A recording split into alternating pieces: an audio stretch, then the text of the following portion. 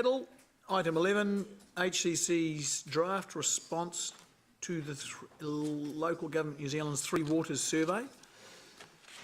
Hi. Okay, over to you guys. Girls, gals, chicks.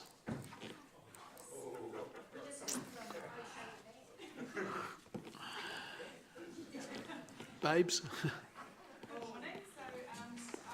Me today, Roosters. Oh, jeez. Starting again. Good morning. So I have with me my reporter, City Waters Manager, and today we are bringing to you a report which is in response to the Three Waters Review established by Government in mid-2017 to assess whether our current practices are fit for purpose. So the purpose of this report is to seek approval of HCC's response to the Local Government New Zealand Three Waters Survey received, and that the response will inform the local, the LGNZ position, which is to be discussed by their National Council at its 31st of August meeting, taking into account the feedback from all other councils. So we'll take the report as read, and there was an attachment to our responses in the submission, and happy to take any questions. I'll go. Page 94, paragraph 2.1.1 talks about a standard of being demonstrably safe. When you're the boss, mate. Look, that's clearly a subjective thing. Surely there is some objective list of levels of contaminants and blah, blah, blah. We can do much better than demonstrably safe, can't we? Yes, so New Zealand has a set of drinking water standards. Demonstrably safe drinking water standards? And compliance with those standards will show that it's demonstrably safe. Okay, so shouldn't that say drinking water standards should be as per the gazetted blah, blah, blah, and that would be updated periodically when science finds out that fluoride actually is bad for you or is not bad for you? Yes.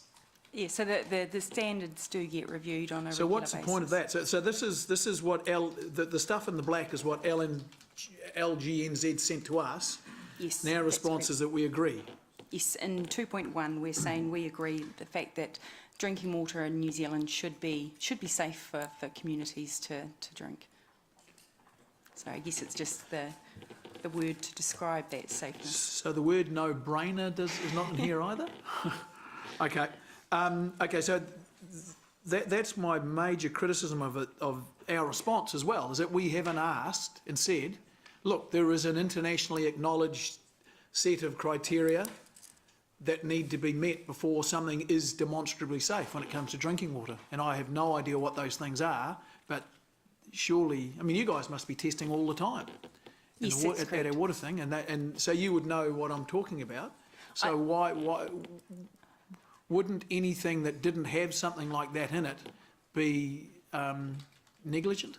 I think they've probably referred to that term on the basis that not everyone in New Zealand agrees with the drinking water standards in terms of the way that you demonstrate compliance, and some of them think that there is, I guess, a level of bureaucracy around those standards, and or they are difficult to achieve. That is not the case with Hamilton, where we are fully compliant. But we're okay. So I appreciate we're responding from Hamilton's point of view, but in terms of New Zealand-wide situation, we want something that, okay, and settled science is a political word perhaps, but you know, there must be objective standards that need to be met, such that you're not going to get poisoned or the runs or break out in boils when you drink the water. Yes, and that's the New Zealand drinking water standards. So we can so there is something there. There is something. The New Zealand drinking water standards. There is something there. Yes, okay, so why doesn't this refer to that? So what were the people doing who? Sorry, no, it's not you. Yeah. What were the people trying to achieve I mean, this is LGNZ, so I guess we don't have high standards for this, but what were they trying to achieve? I can't they're answer that, sorry. Okay.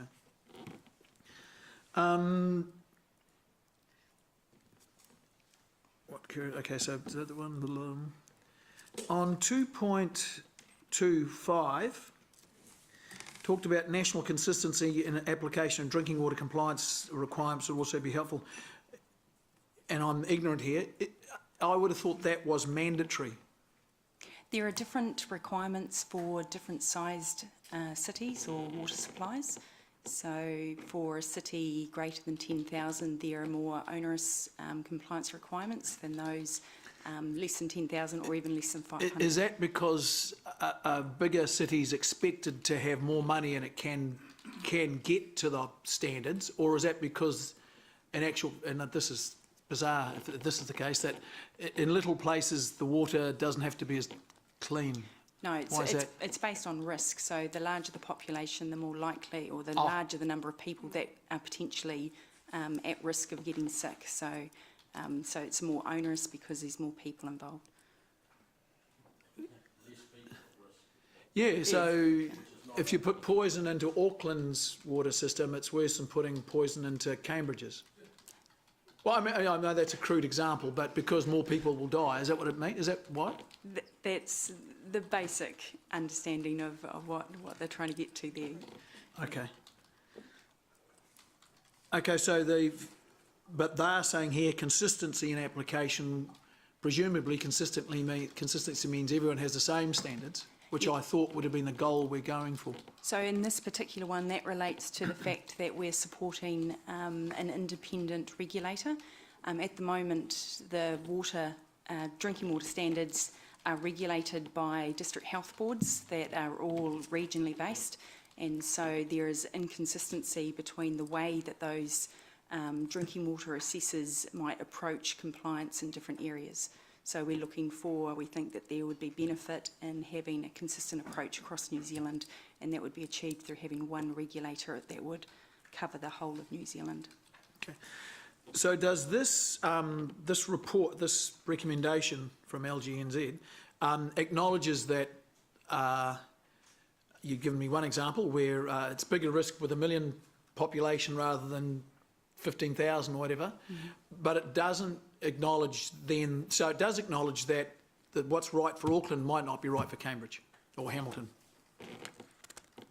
Yes, in terms of population. Okay. And you're an expert in this, I'm not. Is that a responsible thing to say? It is, yes, it is a good approach. It is an international approach as well. So our drinking water standards are very much based on international standards. You just don't want to drink Cambridge's water then, though, eh? No comment on that. Prefer to drink Hamilton's. Okay. 2.5.2, sorry, page 96. I think it contradicts itself. As noted previously, Hamilton City Council is of the view that aggregation of water services should not be mandatory. Then we finish off that paragraph by saying, but only if they aggregate so as to gain the associated benefits from scale and meaningful cooperation. That's a complete contradiction of itself, isn't it? We're saying it shouldn't be mandatory, then we're saying they should aggregate if they. I believe that the response there is trying to say Is that our response, or is that what LGNZ said? That's I thought our responses were in the pink. Only in section 2.1. Oh, okay. Sections 2.2 onwards, they are Hamilton City Council's responses. Okay. So sorry, Evelisa. So in terms of the mandatory aggregation, what it's saying is that we don't believe that aggregation should be mandatory, but should aggregation occur, then there should be associated, or there should be benefits to be gained from the aggregation. So it's hopefully that makes sense. That's what it's meant to say. So if it doesn't say that, we may have to reword it.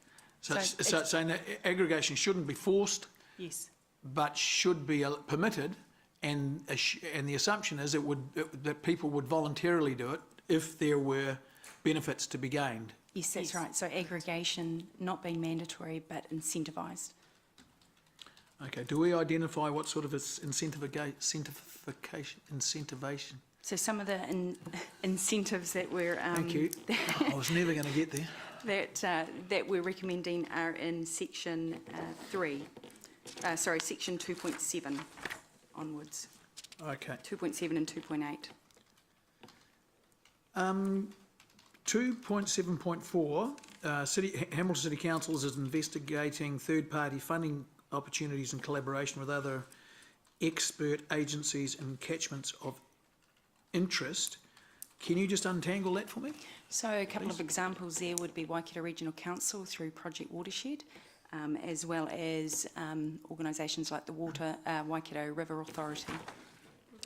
Is Watershed specifically... Okay, I know, this is Three Waters, sorry, I was going to Yeah. say Watershed is not specifically drinking water, is No, it? it's That's not. stormwater more, isn't it? Yeah, okay, but that is Three Waters, yeah. Okay.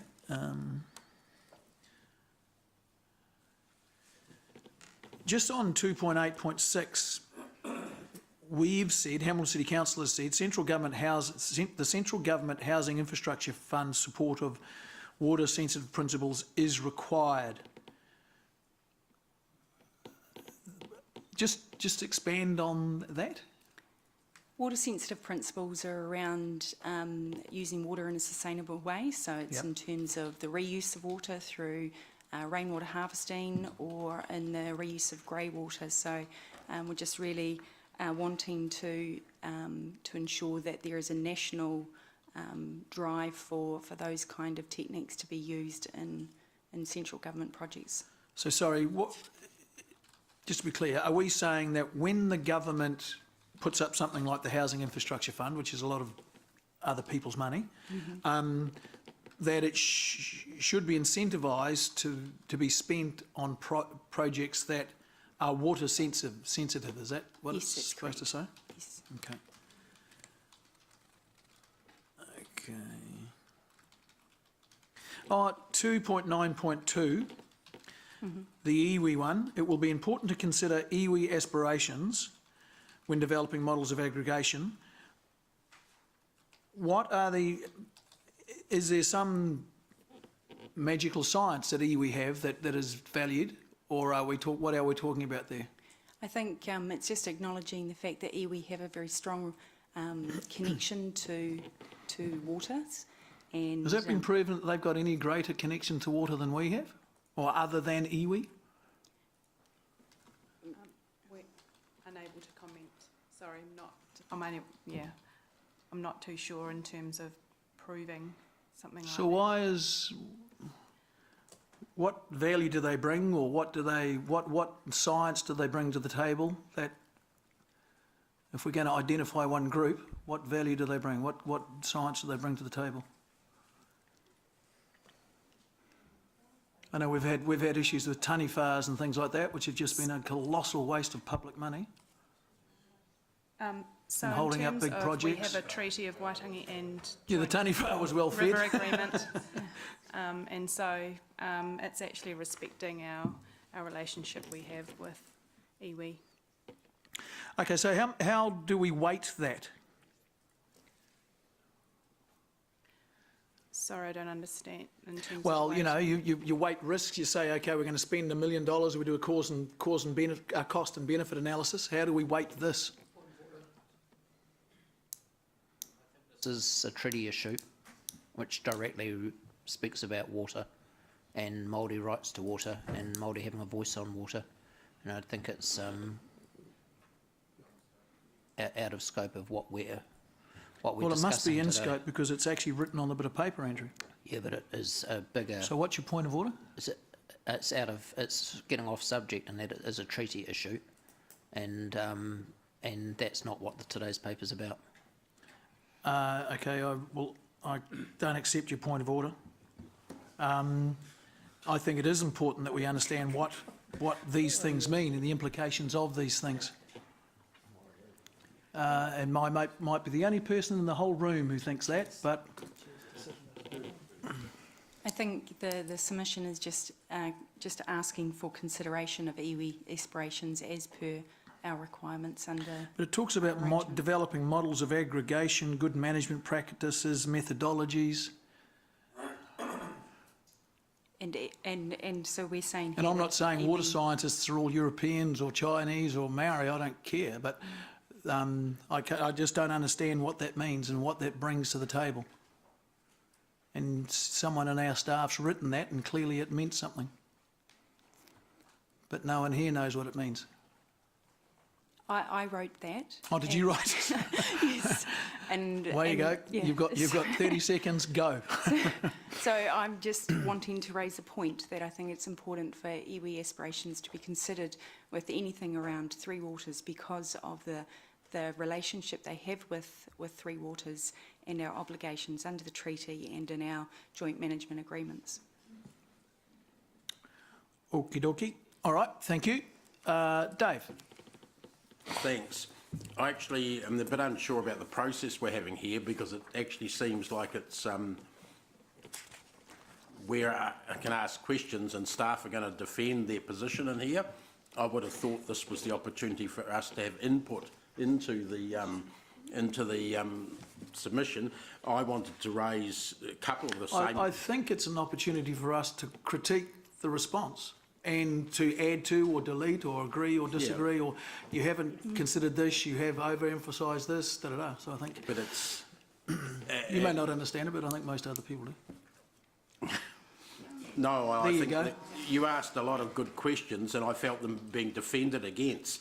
For instance, your first one about 211, I had down to ask as well. I wanted to initially know what sort of equipment measured demonstrably, because I don't think we should have... the problem with this submission is it's written from technician to technician. It's not written for the ordinary Joe and Jane blogs to be readable for them. It's barely readable for us as councillors. And I have a problem with putting in a submission that the public couldn't understand if they saw it. So the word demonstrably safe, even though it's inverted commas, there's no, like you said, there's no reference. I think there has to be a reference for it to make sense. We're writing this for our ratepayers as well, not just for government policy wonks. So we have to be, and if you're being asked questions like that, I think should be taking them on board. So That's a request that we don't, if we're going to use a term like demonstrably safe, which doesn't have a meaning in general English that we can understand, then put the meaning in, if there is one, or the definition, please. So in our response, then we can refer to the Drinking Water Standards of New Zealand, that we believe it is important for water supplies to be in compliance with the Drinking Water Standards of New Zealand. Would that be? We even refer to the particular point in it, which is what your discussion with Gary was, I think. I mean, whether it's a footnote or something else, so someone, if they want to get into it, can actually follow it through, know where to look and that sort of thing. The other point more generally about this, I take it this is all about reticulated water supply, because there's tens, if not, no, there's hundreds of thousands of people that live in New Zealand without a reticulated water supply, just with their own roof tanks and so forth. So is that referring only to reticulated, the whole area? I believe so. Well, aren't we by the Local Government Act, we are responsible, I think, and I could be wrong, for drinking water, whether it's our reticulation or not, is that right? Am I wrong? Not responsible. We're responsible for ensuring that everyone has access. So if people to have got supply. water tanks on their roof and that sort of stuff, because it's just uneconomic for us to build pipes to them, are we the people who've got to make sure that they're being cleaned and chlorinated or whatever you do to make sure it's safe to drink, that stuff? No, that's not Hamilton City Council's responsibility. But I mean, is that a local government, an LG, is that a, what do we call it? Local territorial authority's responsibility? to ensure that there is a potable water supply available to every property, but not to ensure that it is maintained and kept up to standard. So that's through building consents and the like. So they would require a potable water supply to be available to a property. Sorry, So my point there is that we should make it clear that this whole thing is about reticulate supply, if that's what it's about, not about the RMA sort of requirement that when we give a resource consent, we check that they've got access to drinking water from somewhere, which is a different matter. And because there are some people with roof water supplies, roof-fed water supplies here, and we don't have any responsibility in that area, and this doesn't refer to them. Okay. There may even be one in this council room, yeah, who's within Hamilton City. So I just think we need to be careful about that, which then goes to 2.2.5, the next point that Gary raised, the national consistency. The biggest inconsistency is probably between non-reticulated and reticulated water supplies.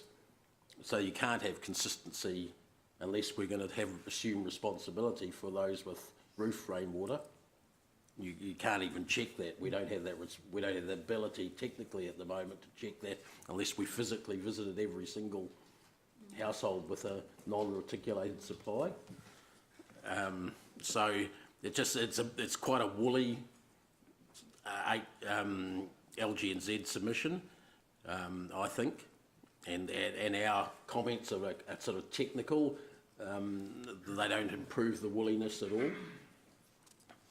So that's one thing I would see. Another one that Gary didn't raise, 2.4.2 on page 96.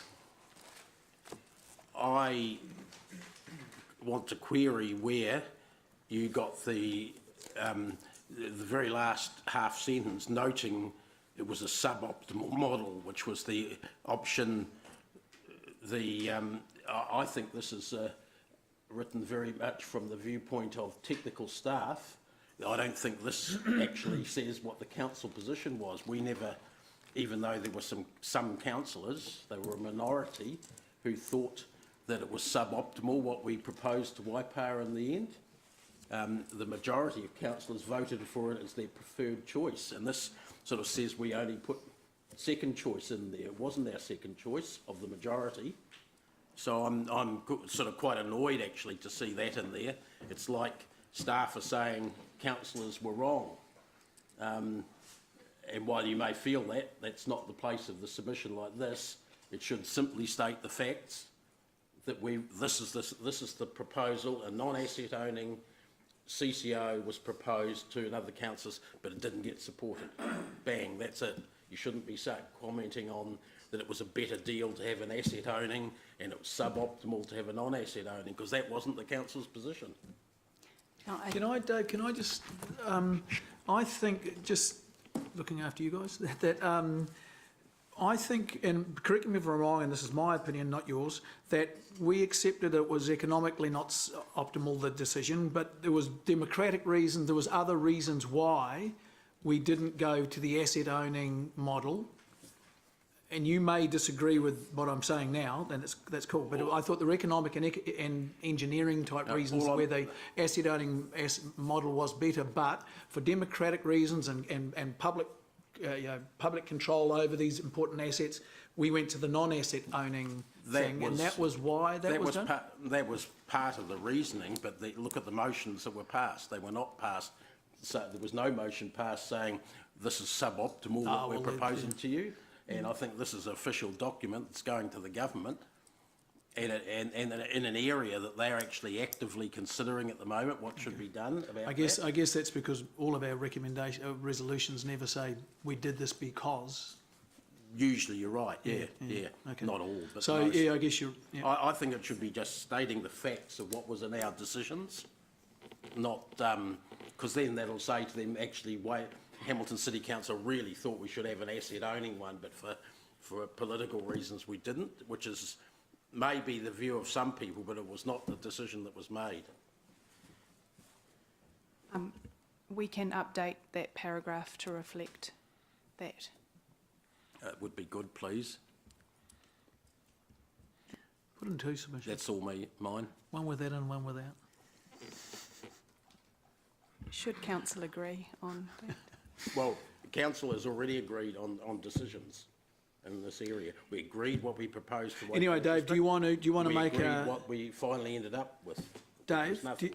what you could do is, when the questions are all finished, you could put the motion that would become our submission, taking that out.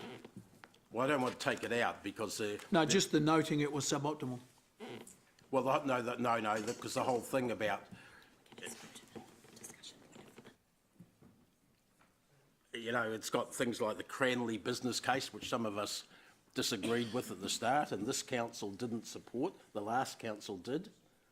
It's sort of this makes the statement that we would still agree with it, but we couldn't get it over the line. Which I would let's have a vote. Let's have a discussion and a vote, because if that came back again, some of us would be proposing that we don't agree with the outcome of the Cranley report. Okay, all right, that's not the way I remember it, but if that's the way you remember it. The last council did. And I'm not saying you're wrong, I'm just saying I thought we had, that's the There's a rationale. factual way of expressing what we came up with that covers off this area. That's all I'm asking for. Totally factual, just play it straight down the line with what the resolution said. Becca, do you want to just explain what you explained to me then? So any changes that are noted in the discussion here, we'll just note them in the discussion of the minutes for staff to take note of. We don't necessarily need to specifically point out each change in the actual motion itself. So just as an FYI.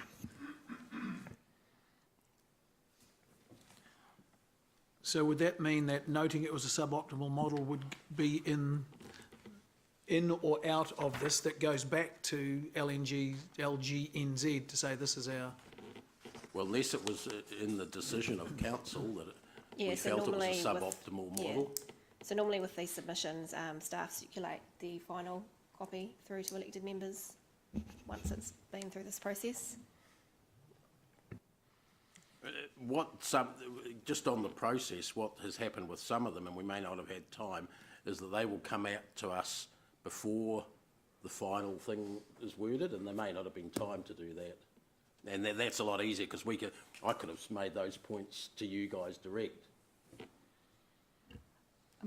So the original draft one was emailed to elected members on the 16th of August. This is draft 2, isn't it? Yes, so with an updated sorry. paragraph. So there was requesting elected member feedback. Okay, my apologies.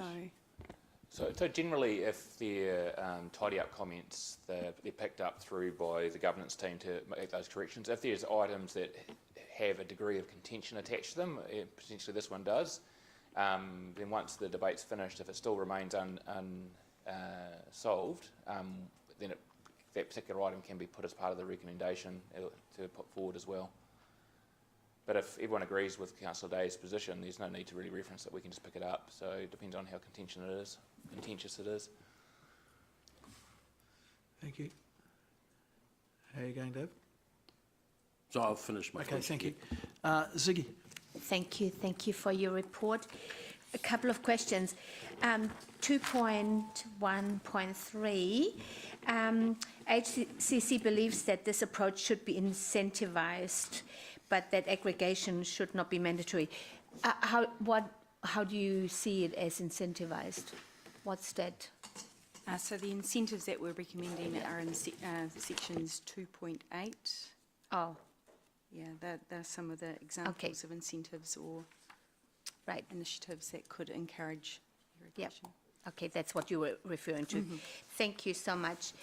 So you are looking for support also from the government for financial support as well?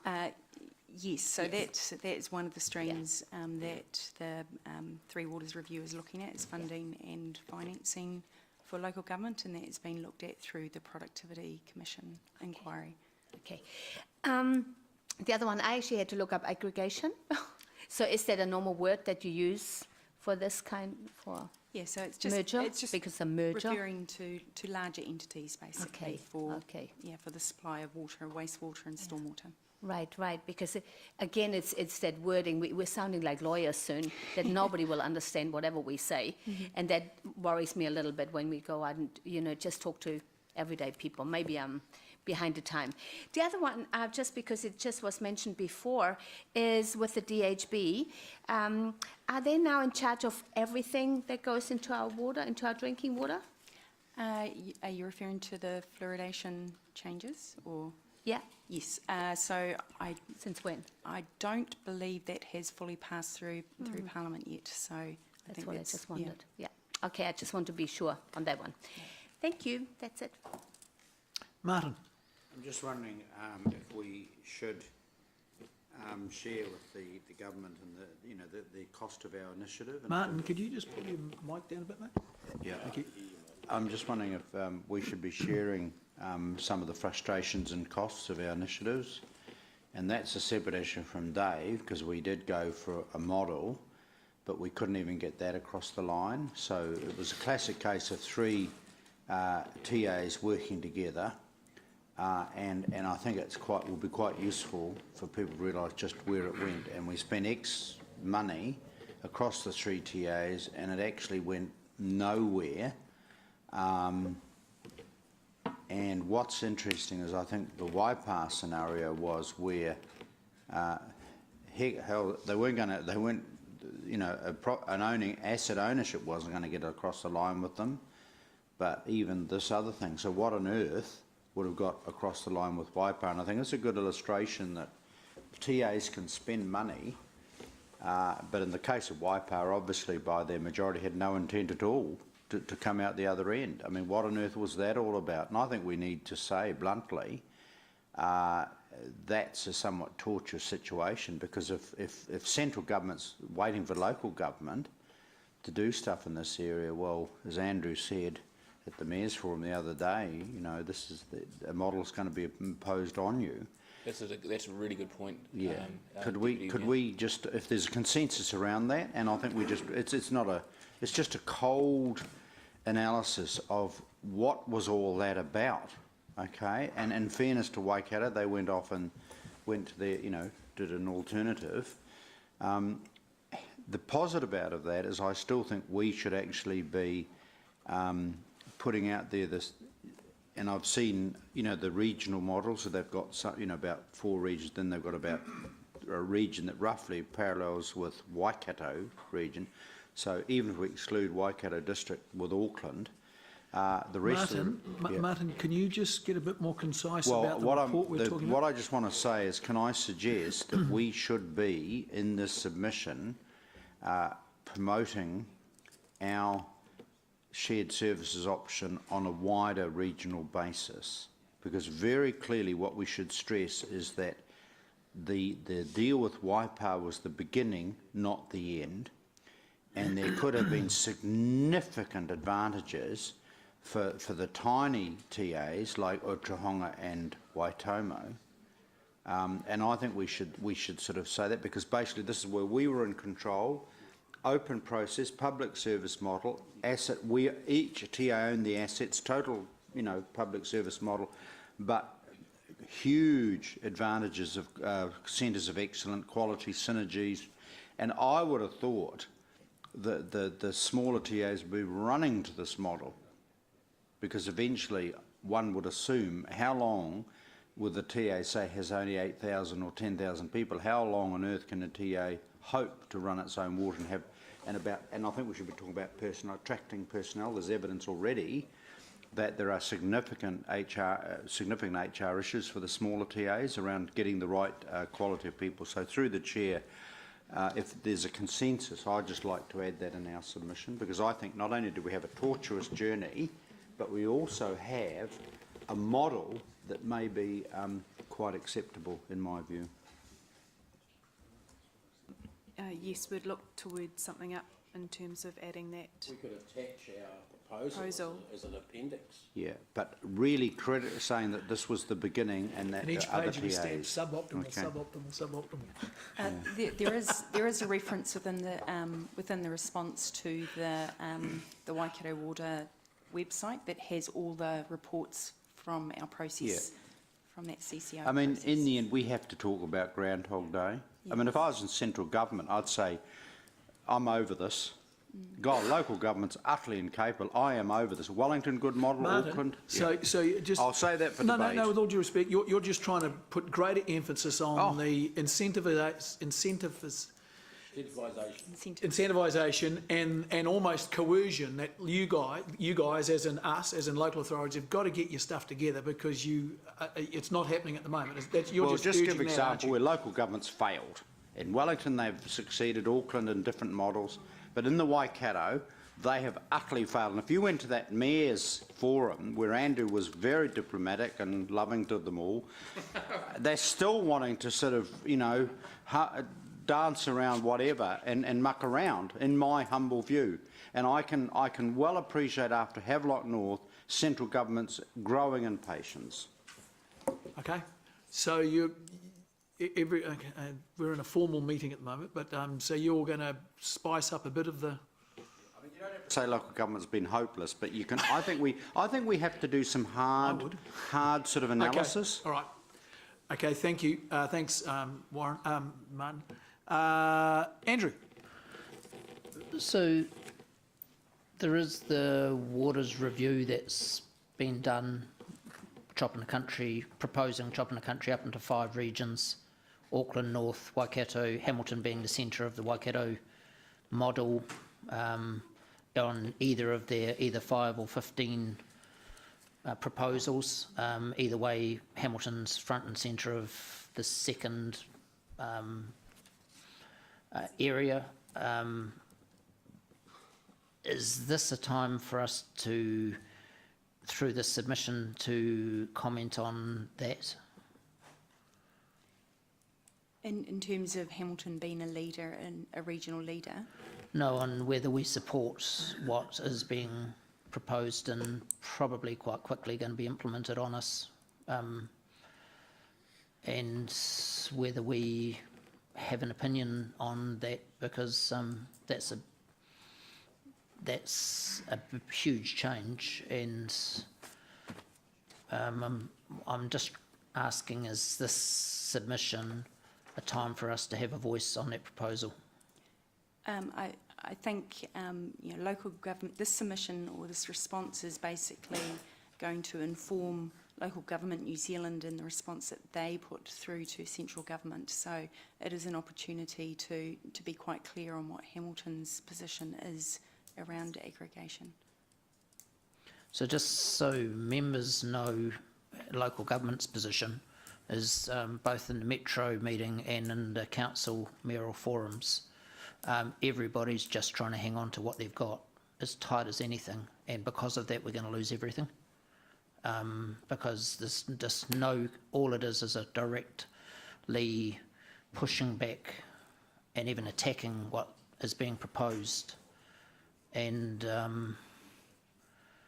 I mean, this is an opportunity for us to open up our minds a bit further and consider whether a full model of all the way from the Bombays right the way down to Taupo and right the way across from Raglan to the Kaimais. I don't think Tauranga was in it.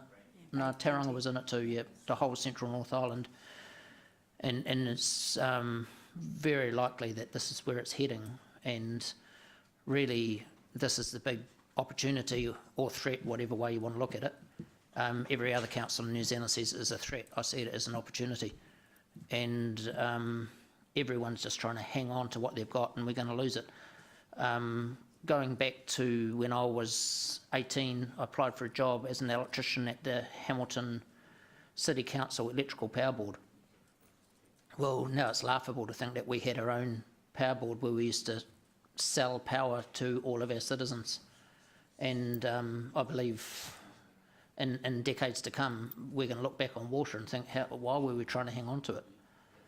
And I'm just suggesting that this isn't a a submission paper that's going back where we could be different from other councils and say, well, let's collaborate with a huge water model all the way from Auckland. Auckland won't be a part of it, so either way they propose that Auckland is separate from the Waikato.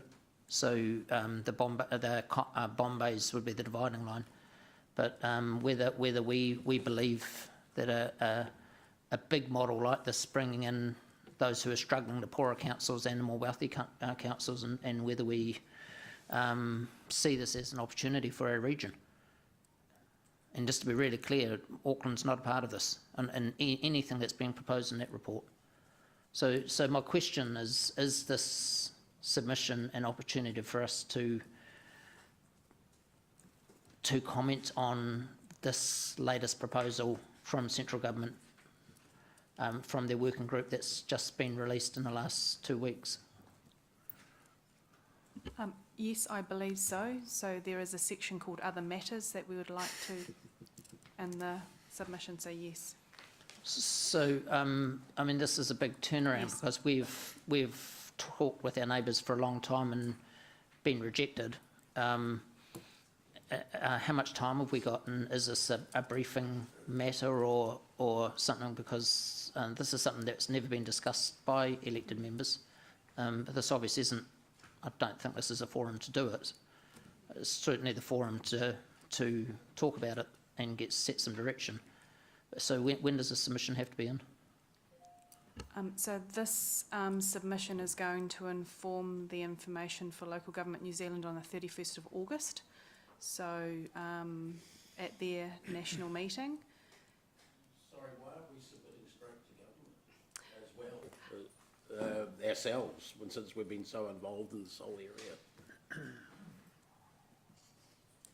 In my understanding, in terms of the submissions to government, there's currently a Three Waters review being led by the DIA, and the Local Government New Zealand are responding, and other aspects. So I'm there could be a possibility that we could respond, but there hasn't been an avenue to do that. We've never been shy about making our opinion known, No. especially this government. So surely if they're doing a review, I mean, LGNZ's trying to cover the whole country, which is fine. We've got experience with what happened in the Waikato. And I know the government's interested. The local government minister was talking to us a couple of LGNZ Zone 2 meetings ago, to Blair mainly, but also I was sitting alongside and listening to it. So they were quite interested in what had happened and what went wrong.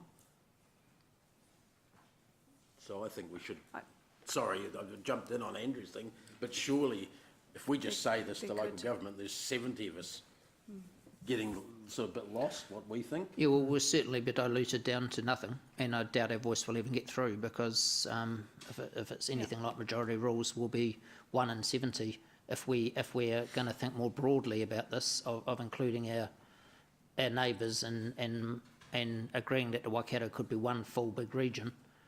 I believe Dave's right. We need to submit directly as well as through LGNZ. So I am aware that the Minister of Local Government is reporting back to Cabinet in October, or is scheduled to report back to Cabinet on some of the options moving forward, and that following that there is likely to be a more formal consultation process. But so I guess in terms of if we did want to submit anything to central government before that meeting, which is what Local Government New Zealand is trying to do, then we've got basically to probably early October at the latest to do that. But I'd have to confirm timeframes on. Okay, So could I propose that we, Richard, you probably need to be involved in this, that we have a briefing on this. This is a really big thing, and I know we're nearly at the end of the month, but can we schedule in a briefing quite quickly to go over what central government's proposing, and set some direction as to whether this council's comfortable with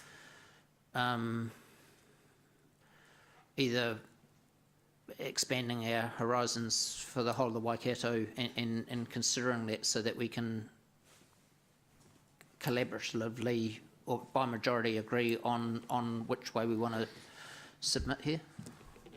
So firstly, our briefing schedule is chocker. I'd have to look at dropping something which has other expectations from other meetings to deliver. This one is specifically focused on the LGNZ submission or the survey. That doesn't preclude us forming up in a briefing to meet and actually discuss the overall strategy in terms of what we're after. And apart from this, we can note in there that we'd welcome actually a face-to-face conversation with the government and with LGNZ. I think they need to hear from us as well. I think we should get ourselves in front of both the government and the LGNZ. I don't disagree with that. But a briefing should be done where we've actually, rather than rushing it for this, that we actually take our time to form our views robustly, rather than rush it. Yeah, because I need a majority view from council to direct. Well, and I think it's timely that we test our position given everything we've been through. I've heard the comments from a number of the elected members about we're probably the most experienced group of elected officials in the country when it comes to dealing with this thing now. So there's a lot to learn. No, well, hey, whether or not it's thrust on you. You've been through the wash. Often greatness isn't thrust on you, isn't it? So leave that part to me. I think we still need to get this signed off today, but we can flag the fact that we want to be around the table with LGNZ and have a conversation with them, and also that we do want to have access directly to the government as well, but we'll just follow our own approach in that area. Well, could I propose, with the permission of the meeting, to put a clause in here to say that Hamilton City is open-minded to a possibility of a far wider waters model for the whole of the Waikato, and put that in as a clause, not saying that we're supportive, but saying that we're open to considering that rather than putting up a wall and blocking that. Sorry? On a public service I don't think we have to say that if we're just introducing the geographical. You don't want commies running your water system. You don't want the Reds running it.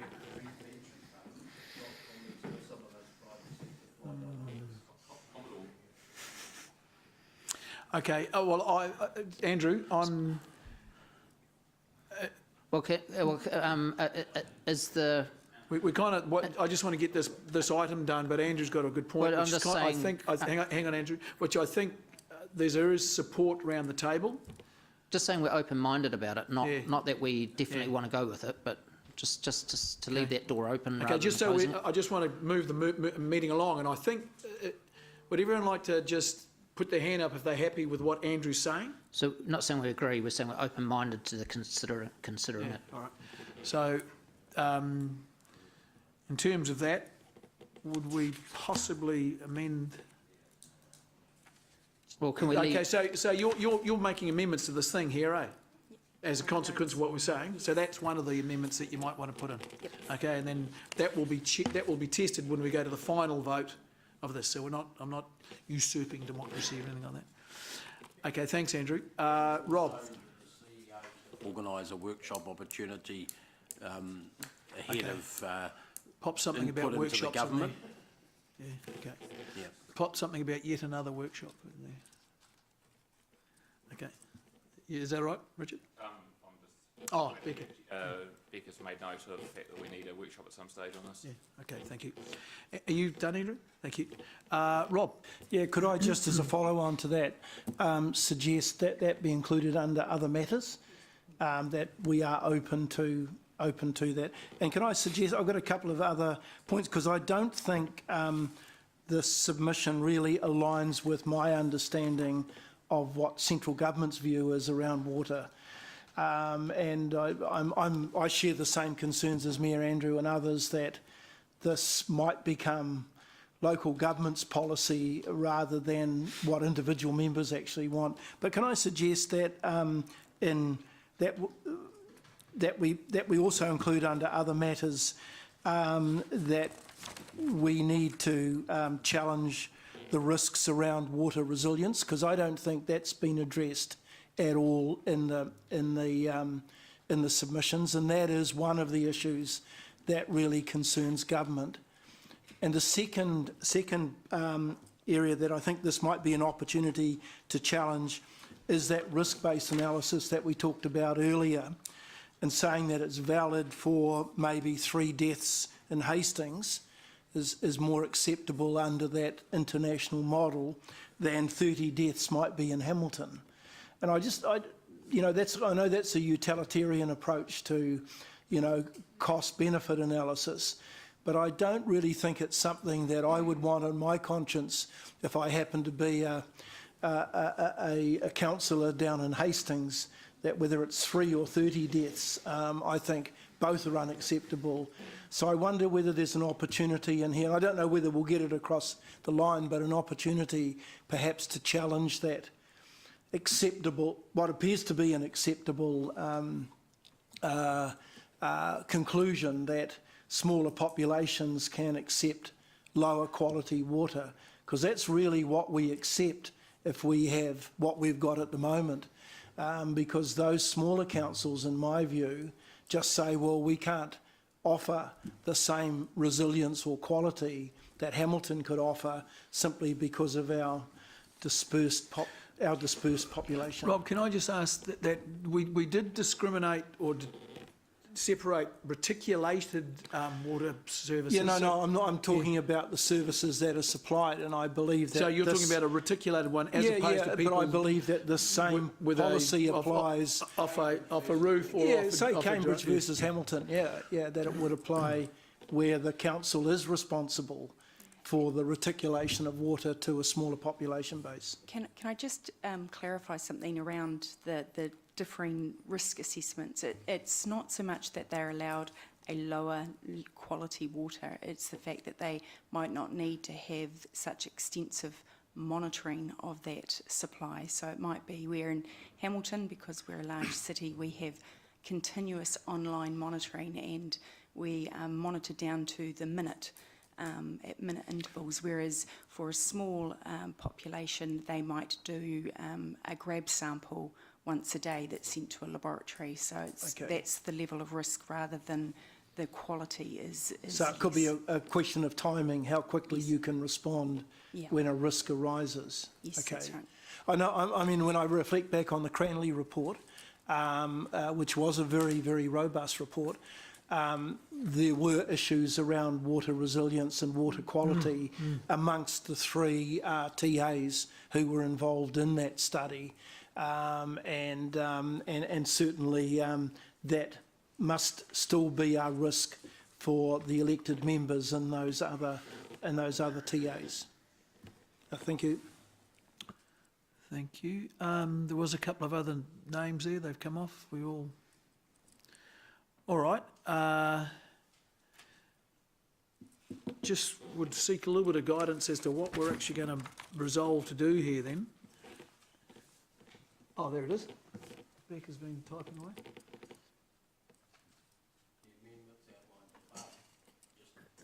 In the meeting. Report, are you talking about? Yeah, so it'll be in the discussion of the minutes. So, and I'll send a confirmation around post the meeting, just because I haven't recorded everything in detail yet, right now. So they will be outlined above there, Yeah, but not yeah, yet. there will be. There's not right now. So but let's there just will be clear what those things are. The Andrew's idea of the Greater Waikato model, which is, Andrew, is that a good description of it? Rob just talked about greater resilience. Or risks around, addressing risks around. Yeah. Current resilience of water. Okay. I think that's a Have way I of describing got it. the other things that people, the overall flavour?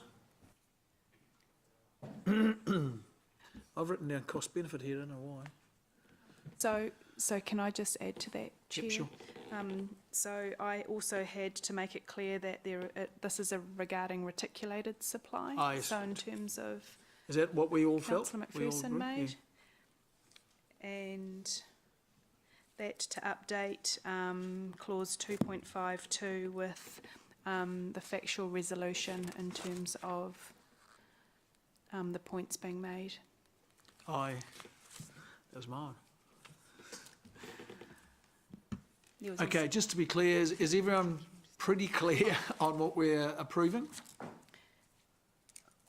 Okay, all right. I will, has we got any movers and seconders yet? Okay. I'll move. So just to be very clear, it's the Greater Waikato model that collaborative model that's right across the country. That, yeah. Okay. Beg your pardon? Yes, subject to a briefing, yeah. Okay, do I have a seconder? Fails through one of a, oh, bugger. Rob put his hand up.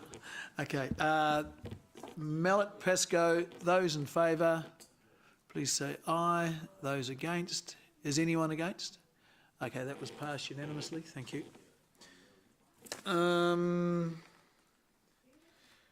Item 12, H3 Quarterly Report, page 98.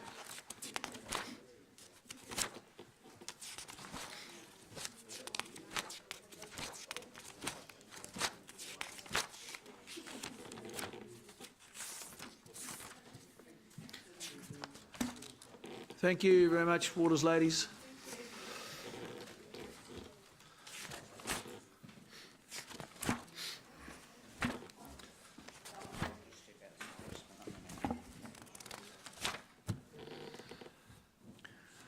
Howdy doody.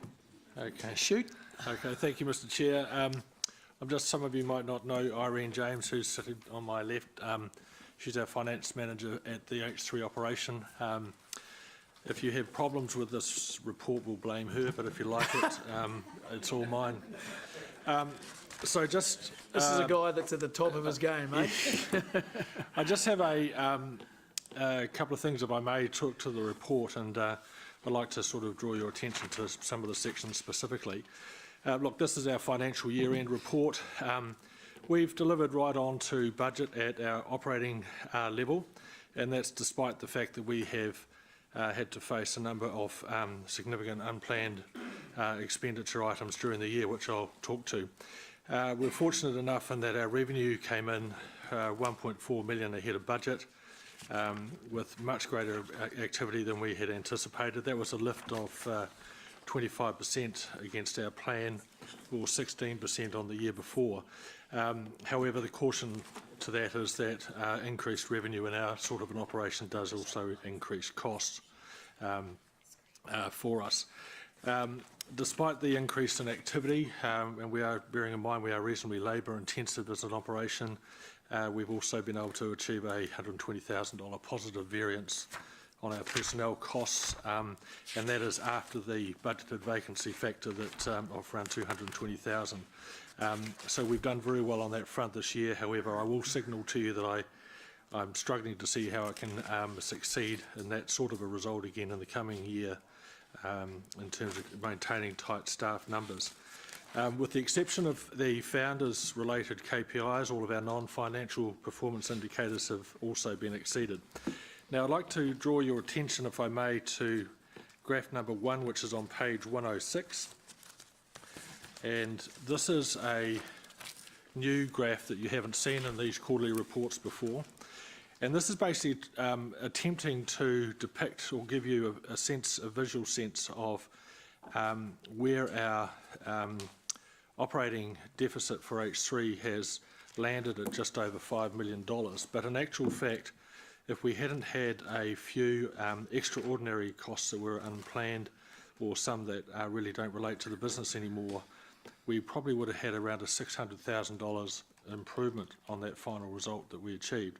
So to give you an idea, the additional $150,000 for the Clarence Street Theatre, community user support that we've done at Claudelands, which really is a knock-on from founders, and with some of the activities we've had to do there, which are quite expensive to stage. Seddon Park lights have been a major concern. This is in our maintenance area where we have been struggling to keep them operable, and it has come at some cost to us.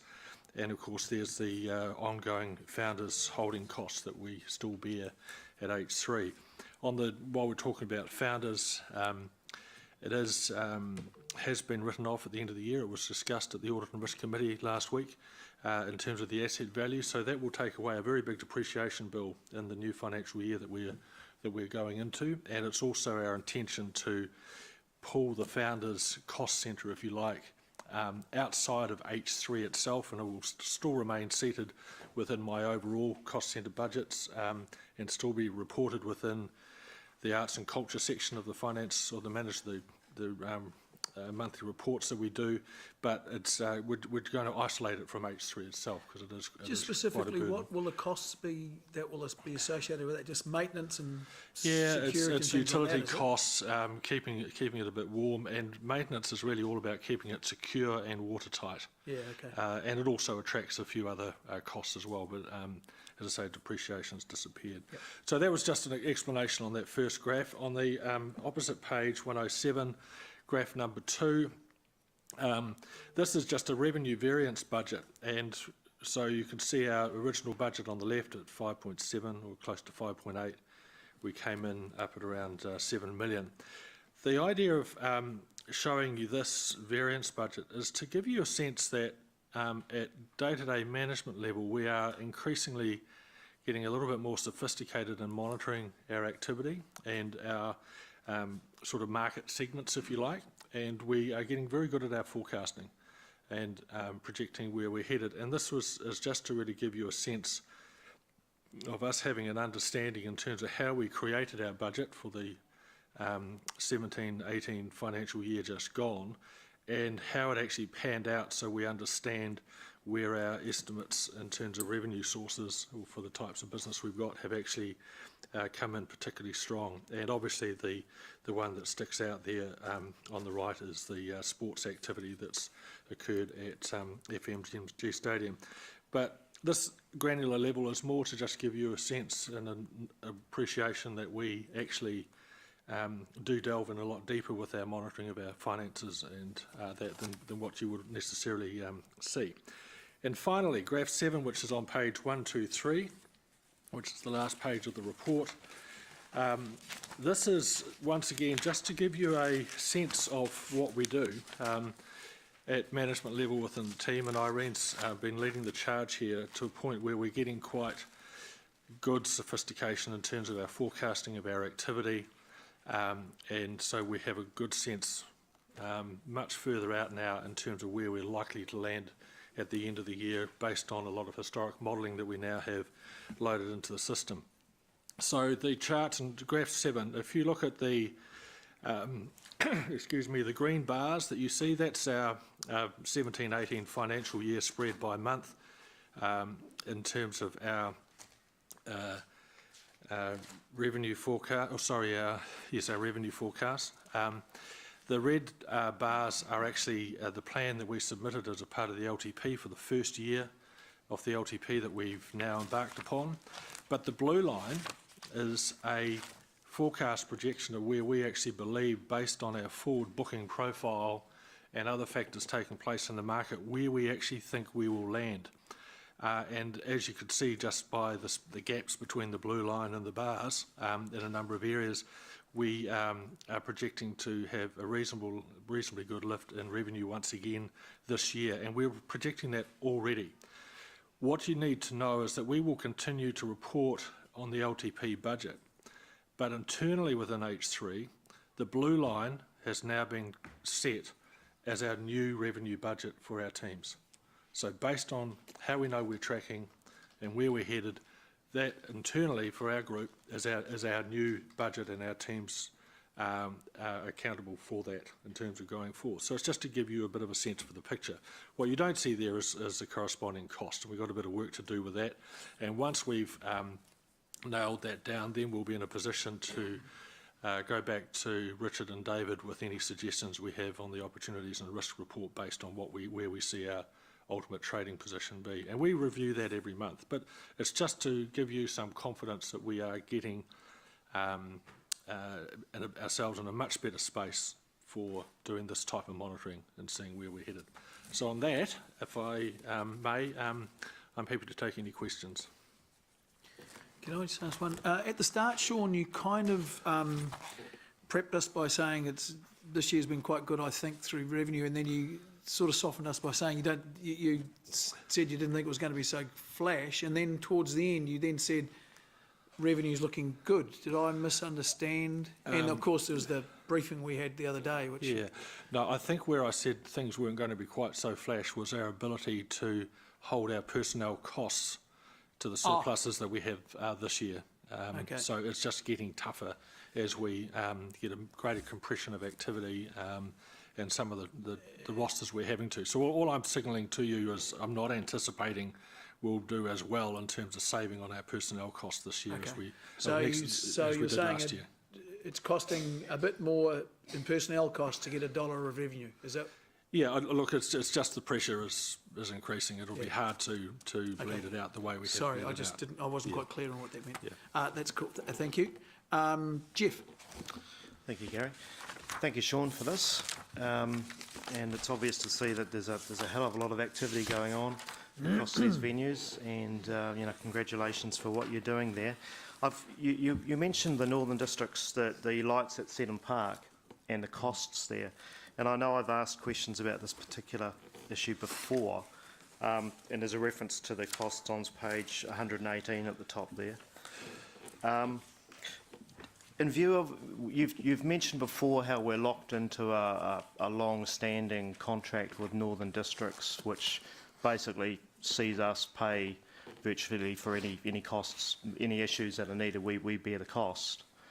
And I just wondered, given the $4 million project Northern Districts, building project Northern Districts is embarking upon at Seddon Park there, or next to Seddon Park, which we're supporting and which they want our support for, is there an opportunity for us to renegotiate our contract, given that we're supporting that building project? I know we've mentioned this before, and I think you said at the time, difficult but not impossible, or something along those lines. Yeah. Where are we at with that? Look, I think first up, the Northern District's proposed project is still under discussion, but it has a number of hurdles to go through, and that's before they even work out how they're going to raise that money themselves, because they have not raised that money yet, and they certainly don't have a bank account to support it.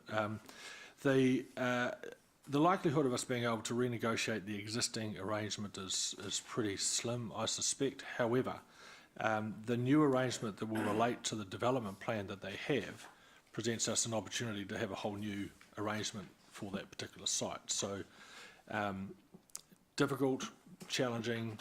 It's on our radar. It's a frustration of ours, as you know, but it is what it is.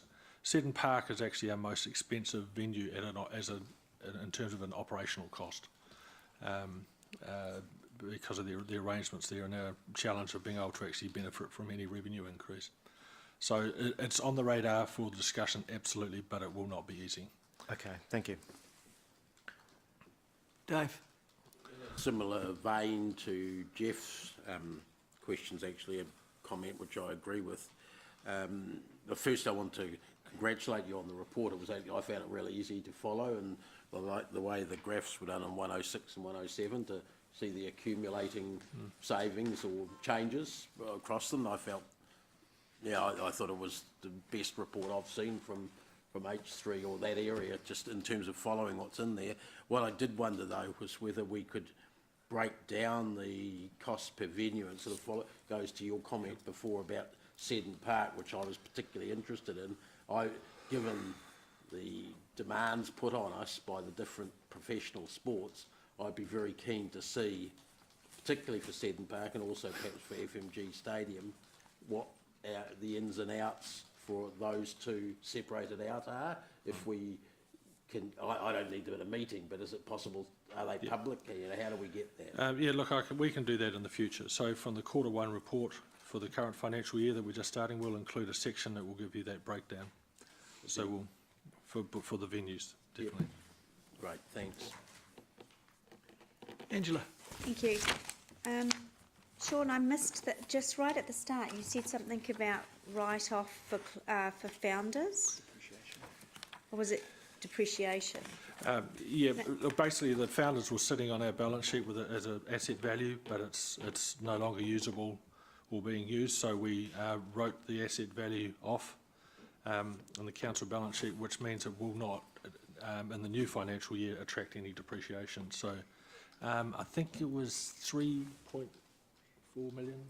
Right, it was around 3.4 million was the value of the asset on the council book, so that was written off. So I know there's 800,000 in the LTP loosely, I can't remember, tagged to demolition. Correct. But there is still a remaining decision on the books that we have consulted with the community and we're still to make an actual decision on Founders Theatre. So That's quite correct. How can we, from a democratic decision-making process, how can we write off Founders when the council hasn't actually decided that's what we want to do?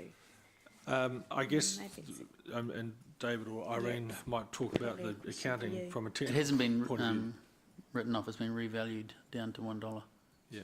Well, it's the same thing essentially though, isn't Yeah. it? Yeah. But following a decision from council in terms of what council would want to do with the building, it would be valued accordingly. Yeah. So we've written it off to the value. Gosh, you accounting people are creative. We've written it off to the so it's now actually valued a requirement. It's a requirement of the auditors. It wasn't something that we initiated.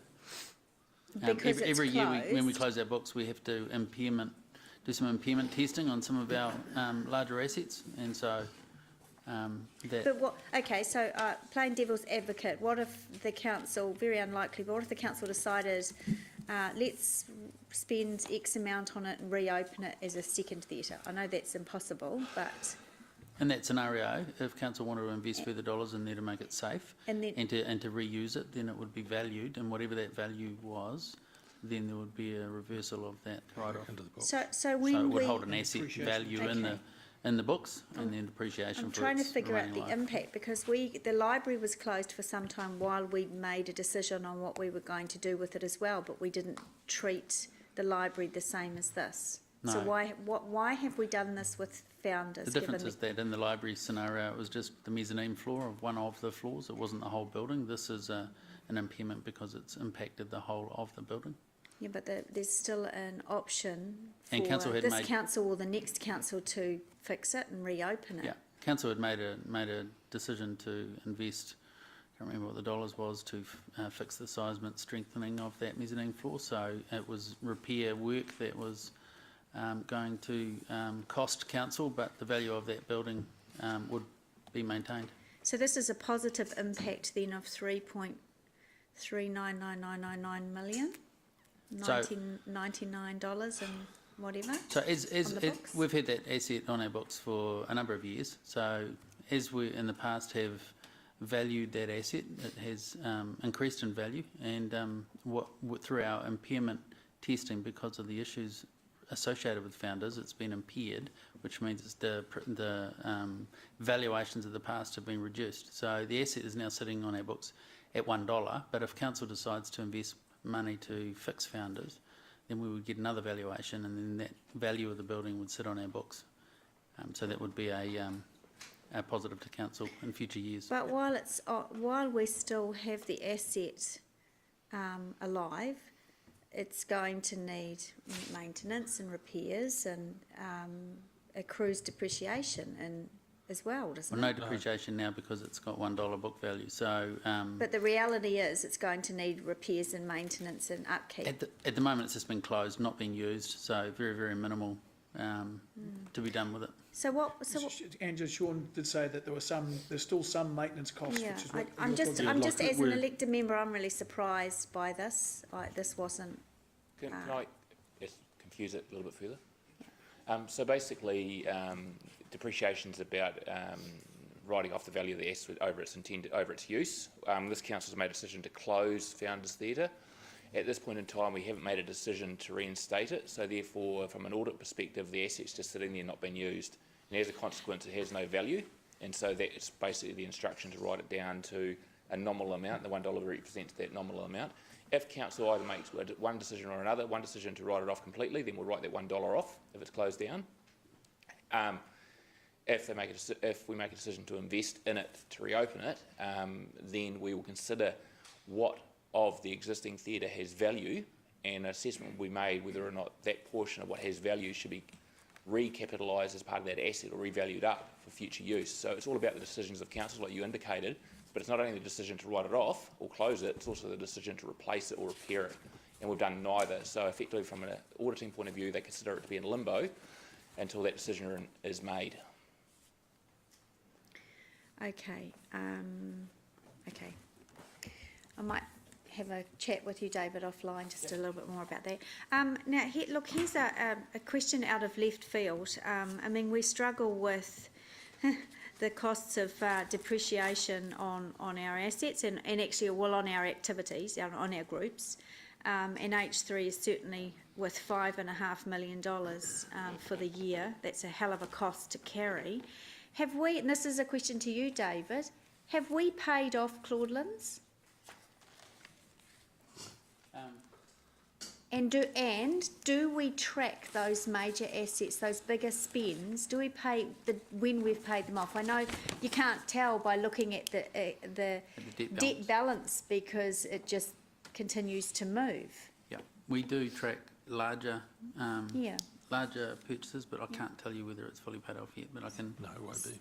I don't know. I'm hearing it's not, but But I'd be really interested to know Yep. how much is remaining on there. I mean, I'm certainly with depreciation of finance costs of $3 million. It's probably still got a wee way to go, but it's Yep. actually something that, and in terms of some of the new assets that we're building with the library out at Rotatuna, it would be really good to have a reporting mechanism back on those major projects. It might even, probably wouldn't fit in with Chris's new project, but to actually understand, and it's helpful to the community as well, I think, Yep. as well as our messaging to the community. I'll take a look. Thank you.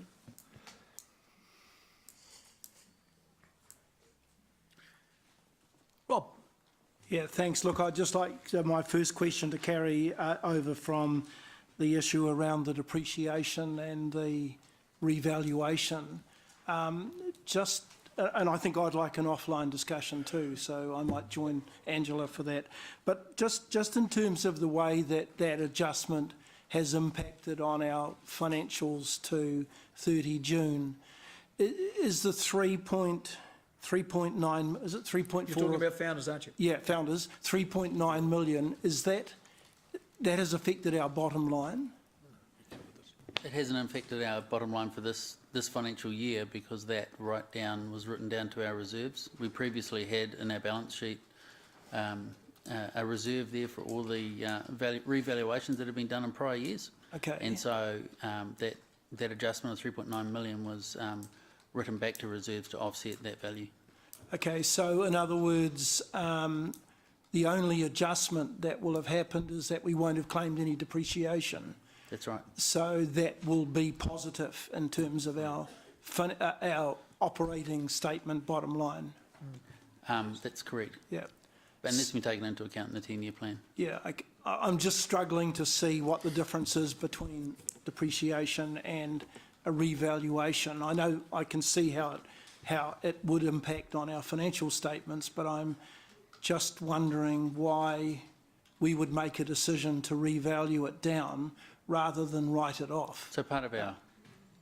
So maybe that's yeah. what we could discuss Yeah. offline. But the important thing is once we value an asset, we understand exactly how long that asset life is, and Yep. so we adjust our depreciation based on those asset values and that estimated life. So Right. that happens each time we do a revaluation, and so council's books reflect the appropriate.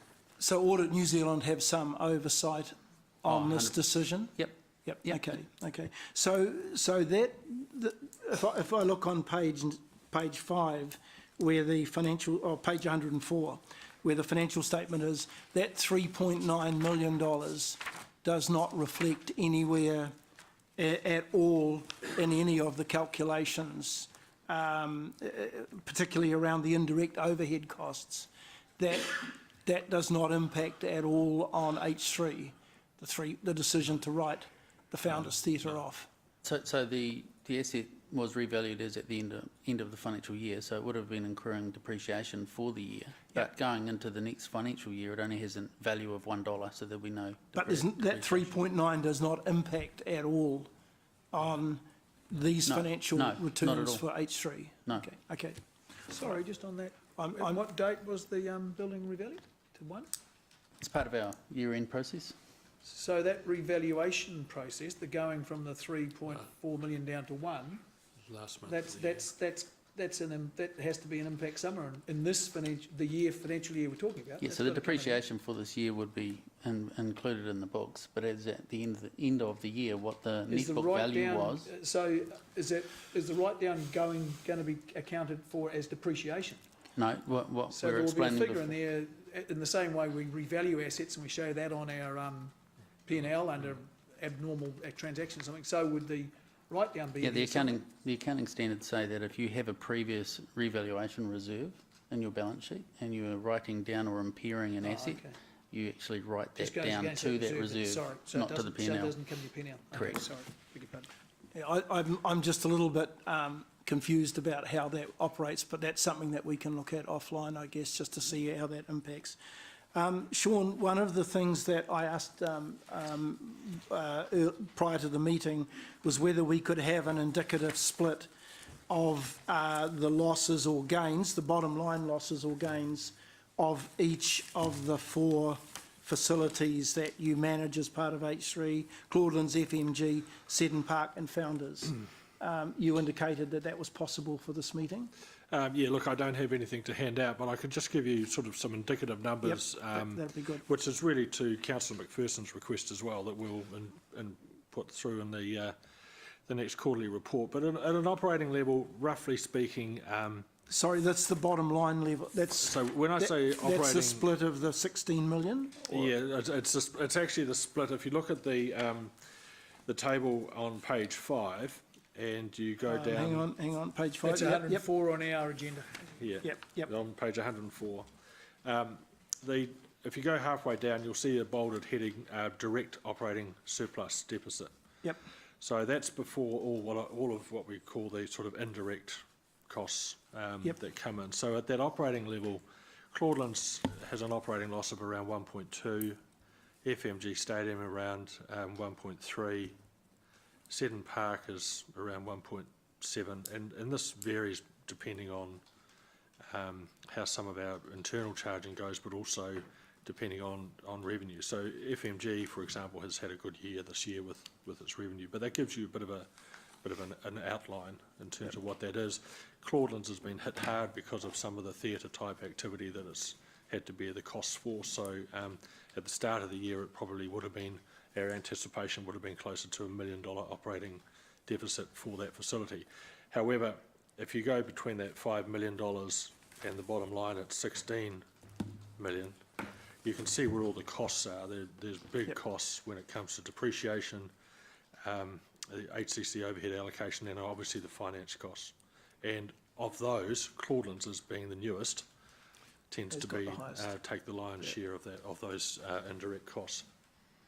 So can they be apportioned in the same way? Yeah. So if you want to get an idea of that, so Claudelands, including the indirect charges, you're talking around 6.5 million, 6.6 million. FMG Stadium is at 4.6 and Seddon Park 2.6. Okay, thank you for that. Roughly speaking, but we'll get some more accurate reporting from now on. Yeah, I really just wanted some indicative idea as to how that spread happened. Thank you for that. Other questions that I had, just find my way through here, were on page 118. Page 118, about the Seddon Park lights, which you've already touched on. That work that is being done April, May won't impact on the cricket season, on the upcoming cricket season? No, look, the work that we're doing, we're full go at planning in terms of the light replacement right now, but we will run through the season coming up for 18-19 with the lights as they are now, and then as soon as that season finishes, then we get into the actual replacement. And this is an example of where we get backed into the end of the financial year for a major project like that. So as soon as cricket's over, then literally the next day the cranes will be moving in. So that's part of that big thing in the last month, was it? Yeah, it pretty much is, April, May, June in terms of how we do that seasonally. If you will have noticed, some of you, I'm sure, that one of the towers doesn't have any lights on at the moment. That's part of the pre-evaluation for getting the work plan and the final quotes and tendering and everything else. It's enabling us to get our teams to get it, and the tenderers better information about what the job actually is, because unfortunately with a lot of this work you don't know what you've got to deal with precisely until you actually lift the first stone, and that's why that tower is off at the moment. Okay, so the following paragraph about FMG Stadium, is that the costs of the light fittings there? Is that already planned for in the long-term plan? Yes, it is. Yeah, it is. So, Yeah, it's a budgeted item. A few years out. Yep. However, what we have done is link the investigation to what we need to do with those light towers, and even potentially the tendering process with what we need to do at Seddon Park to see if there's some efficiency gain and everything else that can be achieved. It looks like there won't be, but we have been doing quite a bit of planning work for FMG at the same time, so we can try and get a more robust understanding of what the cost for that will ultimately be. And the turf replacement on page 119, that's also in our long-term plan? Yes, it is. Yep. One last question, and that's on the regional theatre project. And I may have missed, but do we have a date when Momentum will bring its business plan, its final costings, and the request for fund, and the timeline for the request of funds to us, and indicators of the other donors and where they sit around the table? Currently we have a booking in place for a briefing in October for Momentum, or Calvin Eglinton will be coming along to present you with a reasonably detailed update on where we're at. Whether the project is ready to go into the depth that you're just mentioning there specifically at that stage, I'm not too sure, but it is work in progress. I could perhaps should add, I was in a fairly lengthy meeting yesterday with a working party that was sort of starting to prepare the detailed design work and doing preparatory work for the tendering process, which will be considered over the next few months, and it's certainly moving ahead very well at this stage. It's a very complex project, it's a very complex build. There's a lot of moving parts, so there's a lot of care being taken with every step, particularly as the project moves towards the procurement phase. Do they have a month when they're likely to have? I mean, we're all getting. Well, I am anyway. Getting questions from the community about. What the dates are and where it's, so that there's a bit more certainty around the project. Yeah, look, at this stage, the panel is hoping to actually lock down the hard dates probably around December, maybe January this year, but you never know what they might have available to put on the table in the October presentation. I suspect that what Calvin Eglinton will do is he will time a major sort of update to the community on the project around the same time as he does his presentation to this council and the Waikato Regional Council. So I'm sure he'll link in a bit of a PR thing at the same time once he's spoken to you. Thank you, and thank you for the detailed report. Again, as Dave has already suggested, it's a really good report and easy to read and understand. Thank you. Ryan. Straight to me. Just following on from Councillor Anger's question, with regard to depreciation, this might be one more for Dave. I'm sure I've seen a schedule of depreciable assets, and that would effectively give the lifeline of each asset in its corresponding ratio, wouldn't it? That's exactly right. That's how we calculate the depreciation, as in what's the value of the asset, what's the length of the life, and then divide that into even amount of years. So what changes is when an asset value changes, and we're bound, if there's any potential movement of an asset over 10%, that we will actually do a fresh valuation. Part of that valuation process assesses the length of estimated life of the asset. So it's through that process that we may reset depreciation based on the same method as I talked about before, but just with new values. Yep. And just looking at Claudelands in crude fashion, if we've got a $5 million depreciation and it was a $70 million build, does that suggest it was given a 12-year life, even though it would obviously be a lot longer than that? No, it'd be a lot longer than that. No, the depreciation on Claudelands is 2.4 million. at this stage. Per annum. Per annum. That's what's currently charged. Okay. What was the depreciation on Founders that we're now potentially saving? $800,000. Okay. Cool. So that will reflect in your Correct. P&L. Yeah. If I could just add, it's important to remember with depreciation that as we have any capital expenditure, that, you know, at any of these assets, that then gets added back into the mix as well. Also, just to say that you know, we budgeted for it to be demolished, potentially, depending on a note from council. So that asset was budgeted as a $1 asset going into the 10-year plan. So there's no $800,000 worth of depreciation savings in the first No, I year of the appreciate 10-year that. plan. It's only a cash. It's not not a, actual, it's not a yeah, all on cash the same saving, page. is it? Yeah. 8 cents a year or something? I think your budgeting's too good then, David. Increased revenue. Also back to you, Sean, you mentioned that you've had some confidence now to confidently budget that increased revenue to 7 million. But obviously I assume that as per last year, there'll be corresponding costs That's to right. achieve that, so. Yeah, and we're working on that, so as a part of our recasting our forecasts. Yeah, sure. Okay, thank you. David? Yeah, just to follow up really to a series of Rob's questions on asset management, given that we seem to be discovering some assets needing relatively urgent repairs, several of them quicker than originally contemplated, should we be doing a complete asset review of everything in all of the H3 facilities? I mean, are we, rather than being caught out one at a time? We're doing a full building assessment and Including valuation. things like the ancillary equipment, like the light towers, which are not part of, do you count them as a building in that sense? Yeah. Okay. Look, we are still catching up with history when it comes to our asset management and our estimates of life of assets. You know, so we are still, we're still in a nervous zone on that front, and you're quite right to raise it because it is an ongoing issue for us. As especially with some of our assets, the usage is a lot heavier than perhaps was originally anticipated.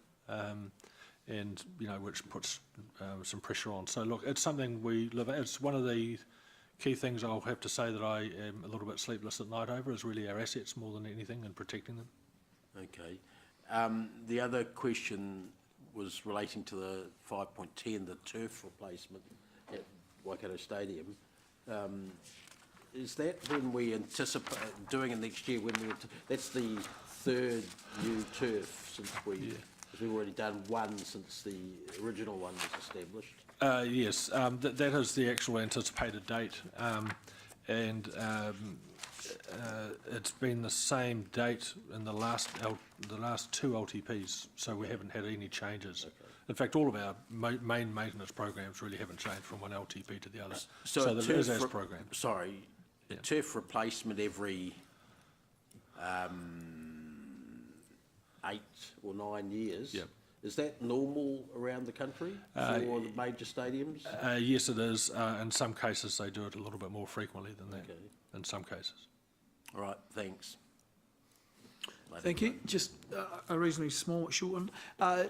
Regarding Angela's question about when will Claudelands repay itself, it never will repay itself, will it? I mean, it 60 million or 70 million to build, then you've had renewals, then you've had its accumulated losses. So you add those things up, because it's never made a dollar profit to repay itself. So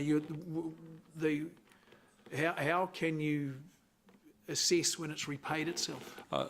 Look, I once again might have to defer to David here, but I think Councillor O'Leary was really referring to Council's treatment of new assets. When does it stop charging it finance costs? I think that was really the question. That it's not, you know, when has it paid for itself? Because as you know, it will not pay for itself. Yeah, it's just where the initial investment of building Claudelands, when that debt gets repaid. So we'll come back to you on that. Okay, thank you. There are no further questions. I'll move the report be received. I have a seconder? James. Is there any debate?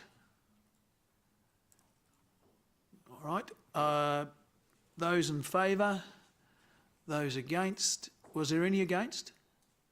Okay, that's unanimously received and approved. Can I, you can go. I just want to ask, can we have a 5-minute break because the chairman is busting, if you don't mind?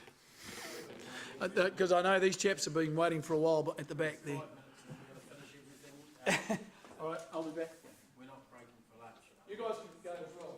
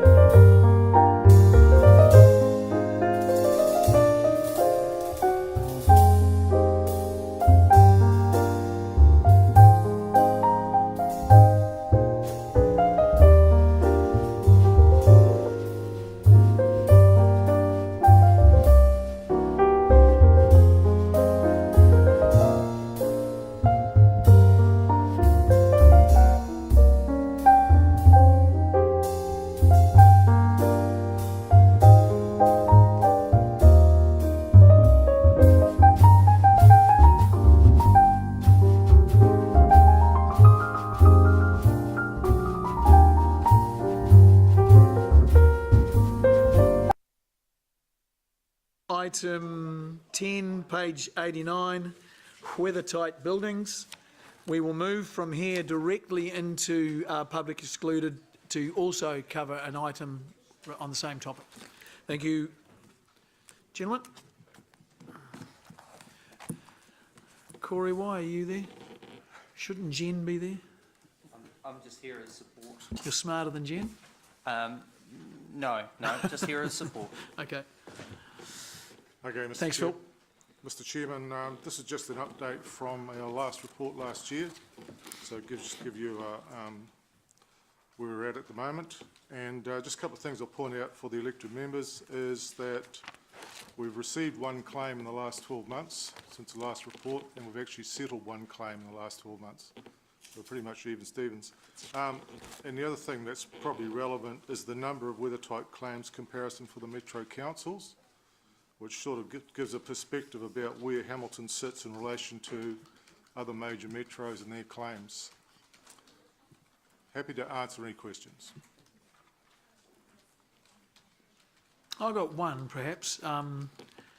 Why have we got so few claims? Generally, we think it comes back to the quality of the buildings in Hamilton and the type of buildings.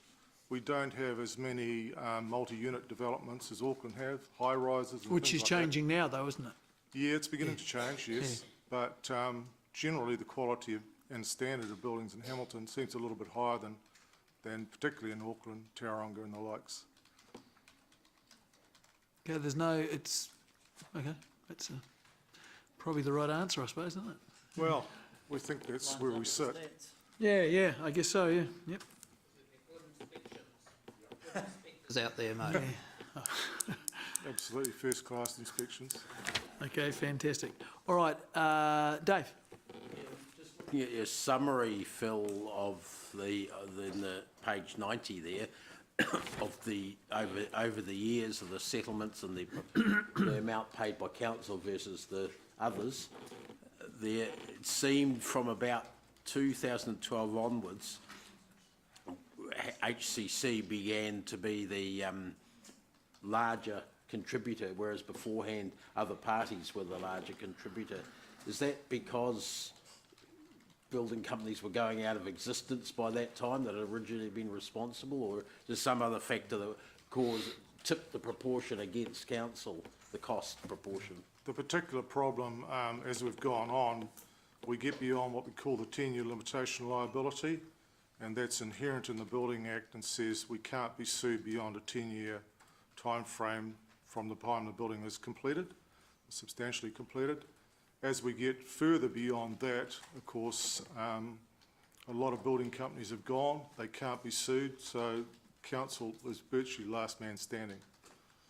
Okay, so going back to the earlier comments about the government not having seemingly made up its mind about how it's going to handle support for councils or not support for councils. Is there any more update on what you got here, or are we still up in the air as to what they're going to do, if anything? Well, we've got a new minister who's indicated that there won't be a radical change to joint and several liability, which is the phase we're in. But on the back of the previous minister's discussion around whether council should be sharing a smaller portion of the costs or not, there was certainly a lot of words that were spoken, but there's no action from the government, and we don't actually expect any change in that joint and several liability. But it'll be interesting to see what the minister comes out with, because she has been quite vocal about protecting the position of councils a little bit more, and she does not want to see councils as the fall guy for the whole cost of these buildings, these claims. But time will tell. Yeah.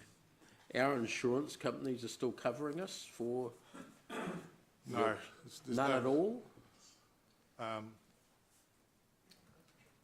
So, for leaky buildings themselves, we no longer have insurance. We did in the early days through a risk pool, which was a collective. Yep. We no longer have that insurance, so Some now of it's that's still continuing though. If the risk pool was covering us, if and risk the claim started during their period. If risk pool was covering us at the time, then that cover is still there, as you say. The challenge that we have now is the 10-year limitation period that Phil mentioned. So any claim that comes in now is outside Any new claim. Any new claim. Any historical, so so page 90, I think we've identified 4 historical. Yep. Some of those 4 are covered under our risk pool insurance. Otherwise, if we get a litigation of any other nature other than weather tightness, we still maintain insurance for them. Okay, thanks. Rob. Thanks, Chair. On page 90, the estimated settlements, which are set in there at 1.396 million, is that what we expect we could be liable for, and it's not currently part of the 3.59 million that we have already settled? Yes, that's correct. So, so the estimated settlement at the bottom of page 90, that's based on the value of the claim or the quantum, and then we've taken a 20%, which traditionally in the courts or through alternative mediation has been what council has paid to settle a claim. So that's what our basis for our provision is at the bottom of page 90. Yep. Sorry, where's that? So the 1.3. Yep. That is a collective of our 20% of the total claim. Of the claim that's been made by the property owner? Correct. Yes. Okay, okay. So in terms of accounting, where does that feature, David, in our financial statements? Is it a contingent liability? It will be.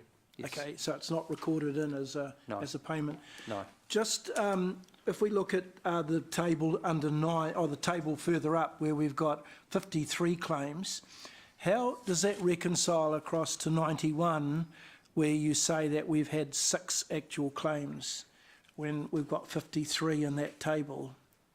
And it looks as if those resolved claims have all involved some payment by council.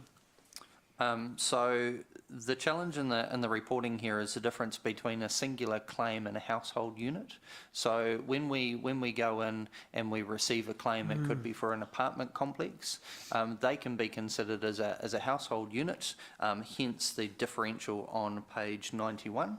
Across number of individual household units versus active claims. So there's a differential that needs to be made between the number of claims settled and the number that you were referring to. So in other words, one settlement might be a block of six apartments or 6 flats. Or conversely, the other way around. So in settlement negotiations, it might be more prudent for us to settle with individual unit owners rather than as a collective. And so there's a bit of a mix of how we've gone about our settlement. So can you draw the conclusion then that that predominantly the claims that we have settled, or the actual claims of 6, would have mainly comprised multi-unit dwellings, Yes. multi-unit buildings? That's correct. Okay, okay. Is it possible to get value I mean, we've got our value up there of 3.59 million. Is it possible to get value for the other metros in terms of what they have had to settle as part of that? And I'm not suggesting for this meeting, but certainly in future, if we had some sort of indication as to what the quantum was. That's quite difficult to get, but some of them may give it to us, some may not. But we know that Auckland had budgeted for, I think it was a 3 or 4 year period, about 300 million to settle claims. So it sort of puts it in some sort of context. Yep. We're less than our total claims in monetary value is less than a year in the life of Auckland. Yeah, okay, I understand that. And Bella Vista, I don't know whether you know at all, is that a weather-tight issue, or is it a whole host of, is it, yeah, as Dave says, is it that and everything else? Yeah, there are a number of issues with Bella Vista. Weather tightness is one of them, or weather tight details is one of them. But there's a number of systemic failures in that development as a whole. And we're quite confident that we won't experience the trap that Bella Vista's experienced. I'm certainly confident that our systems and processes that we have in place won't lead to a Bella Vista. We've also not long been through IONS accreditation, which has cleared us of any failings, if you like, or gaps within our systems and processes. So yes, I'm confident that we won't find ourselves in that position. Just an FYI, Councillor Pesco, at some stage, once the dust is settled, literally and figuratively, on Bella Vista, we intend to have a briefing of councillors of what some of the issues were, just so that you can better understand that we have in place robust practices and processes that will not allow them to occur in Hamilton. Yeah, thank you, and thanks for the report. Okay, there are no other questions. I'll move that the report be received. James will back it up. So that's Mallet, Cassin. Is there any debate? Okay, those in favour, those against. Is there any against? Okay, that's passed unanimously. Okay, we're now moving into the public. We have finished our private.